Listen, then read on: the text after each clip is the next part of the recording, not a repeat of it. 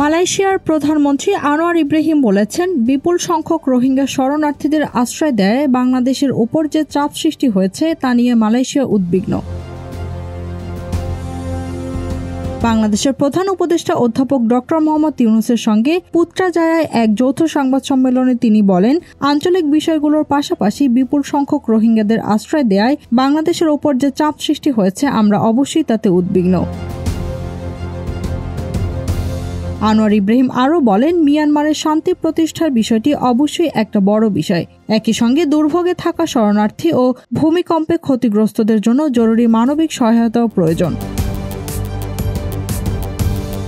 তিনি new York, Kolkata ও মালয়েশিয়ায় বহুপাক্ষিক ফোরামে উদ্যোগ নেয় বাংলাদেশের কর্তৃপক্ষের প্রশংসা করেন। তিনি জানান, মালয়েশিয়ার পররাষ্ট্রমন্ত্রী ইন্দোনেশিয়া, ফিলিপাইন ও থাইল্যান্ডের সঙ্গে একটি দল গঠন করে আগামী কয়েক সপ্তাহের মধ্যে মিয়ানমার সফর করবেন। এর উদ্দেশ্য হল সেখানে শান্তি নিশ্চিত করা এবং জাতিগত সংখ্যালঘুদের ওপর যে নৃশংসতা চলছে তার একটি শান্তিপূর্ণ সমাধান খুঁজে বের করা।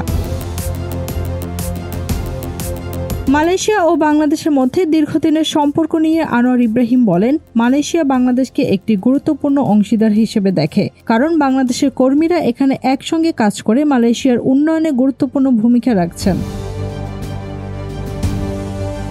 প্রধান উপদেষ্টা অধ্যাপক ইউনূসকে মালয়েশিয়ার একজন মহান বন্ধু হিসেবে উল্লেখ করে আনোয়ার ইব্রাহিম বলেন, বাংলাদেশের এই ক্রান্তি লগ্নে শান্তি ও নিরাপত্তা নিশ্চিত করতে অধ্যাপক ইউনূস অসাধারণ অগ্রগতি এনেছেন। এখন তিনি মালয়েশিয়ার সঙ্গে বিনিয়োগ, বাণিজ্য, সংস্কৃতি ও শিক্ষা ক্ষেত্রে সম্পর্ক আরও উন্নয়নে কাজ করছেন। Z news, Dhaka.